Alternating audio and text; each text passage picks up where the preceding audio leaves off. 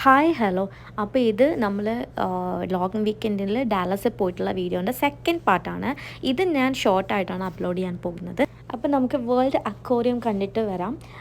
ഞാൻ ഗൂഗിളിൽ ചെക്ക് ചെയ്ത് നോക്കുന്ന സമയത്ത് അധികം വലിയൊരു ഏരിയ ആയിട്ടൊന്നും അത് കണ്ടിട്ടുണ്ടായിരുന്നില്ല. പക്ഷേ അവിടെയുള്ള അതിലുള്ള ആനിമൽസ് ആൻഡ് അക്വേറിയത്തിൽ ഫ്രഷ് ഫിഷും കാര്യങ്ങളൊക്കെ കുറച്ച് എന്താ പറയുക റെയർ സ്പീഷ്യസ് ആണെന്ന് കണ്ടു. സോ അതുകൊണ്ട് നമ്മൾ ചുമ്മാ ഇവിടെ വന്ന സ്ഥിതിക്കൊന്ന് പോയി കാണാലോ എന്ന് വിചാരിച്ചിട്ടാണ് പോകുന്നത്.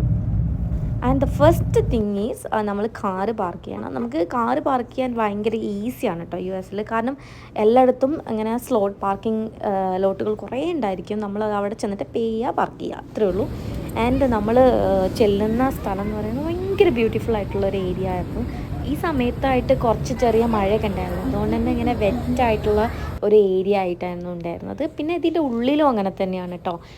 ആർട്ടിഫിഷ്യൽ റെയിനും കാര്യങ്ങളൊക്കെ ഉള്ളതുകൊണ്ട് തന്നെ ഒരു വെറ്റായിട്ടുള്ളൊരു ലാൻഡ് പോലെ ആർട്ടിഫിഷ്യലായിട്ട് ഉണ്ടാക്കിയതാണെങ്കിലും നമുക്ക് അങ്ങനെ ഒരു ഫീല് തരും. അപ്പോൾ ഇതാണ് അതിൻ്റെ ഒരു എൻട്രി ഏരിയ. ഇതാണ് നമ്മൾ ഇതുവരെ ബുക്ക് ചെയ്തിട്ടില്ല, കയറാൻ ടിക്കറ്റും കാര്യങ്ങളൊന്നും എടുത്തില്ല. പക്ഷേ എൻട്രി ചെയ്യുന്ന ഏരിയ തന്നെ ഇങ്ങനെയാണുള്ളത്. നല്ല ഭംഗിയായിട്ടാണ് ഉണ്ടായിരുന്നത്.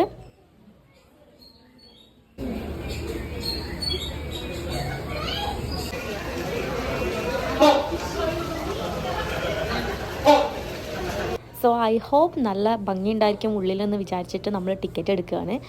ആൻഡ് ടിക്കറ്റിന് ഐ തിങ്ക് ഒരു $12 ഒക്കെ ആയിട്ടുണ്ടെന്ന് വിചാരിക്കുന്നു. എന്തായാലും ബാക്കി വിശേഷങ്ങൾ നെക്സ്റ്റ് വീഡിയോയിൽ കാണാം. ബൈ.